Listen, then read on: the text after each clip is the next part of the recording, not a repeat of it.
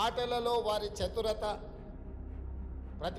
పాలకపక్షంలో ఉంటే ప్రతిపక్షాలను ఇరుకునబెట్టడం కానీ, ప్రతిపక్షంలో ఉంటే ఎవరు ముఖ్యమంత్రిగా ఉన్నా వారిని ఇరుకునబెట్టే విధానం మనం నేర్చుకోవాల్సిన అవసరం ఉన్నది. ఈరోజు ముఖ్యమంత్రిగా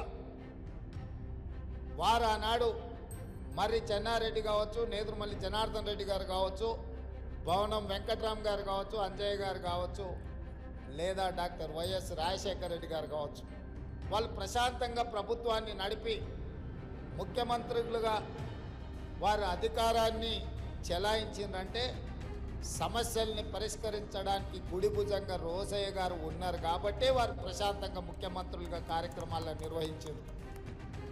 ఈరోజు తెలంగాణ శాసనసభలో రోసయ్య గారు లాంటి వ్యూహాత్మకంగా సమస్యల్ని పరిష్కరించగలిగిన సహచర నాయకులు లేకపోవడం కొట్టొచ్చిన లోటుగా కనిపిస్తుంది. అలాంటి సహచరుడు ఉంటే ముఖ్యమంత్రిగా ఎవరైనా అద్భుతంగా రాణించవచ్చని నేను ప్రగాఢంగా నమ్ముతున్నా. ఎందుకంటే ముఖ్యమంత్రిగా చదువుకొని రాకపోయినా గతం గురించి సంపూర్ణమైన అవగాహనతో, భవిష్యత్తు ప్రణాళికలతో రోసయ్య గారు సిద్ధంగా కూర్చునేవాళ్ళు. మనం విఠలాచార్య సినిమాలో చూసేవాళ్ళం. అక్కడ అగ్గి బాణం వేస్తే ఇటువైపు నుంచి వానబాణం వేసి అగ్గిని ఆర్పే విధంగా ప్రతిపక్షాలు ఎంత ధీటుగా సమస్యల్ని ప్రస్తావించినా రోసయ్య గారు అంతే చతురతతో వాటిని ఎదుర్కొని ప్రభుత్వాన్ని ఎల్లవేళలా కంచె వేసి కాపాడేవాడు.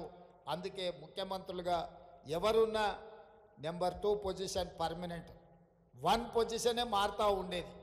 అది విజయభాస్కర్ రెడ్డి అయినా, చెన్నారెడ్డి గారైనా, అంజయ్య గారైనా, భవనం వెంకట్రామ్ అయినా, డాక్టర్ వైఎస్ రాజశేఖర రెడ్డి గారైనా, ఇలా 1 పొజిషన్లో పాత్రలు ఎప్పుడూ మారేటివి.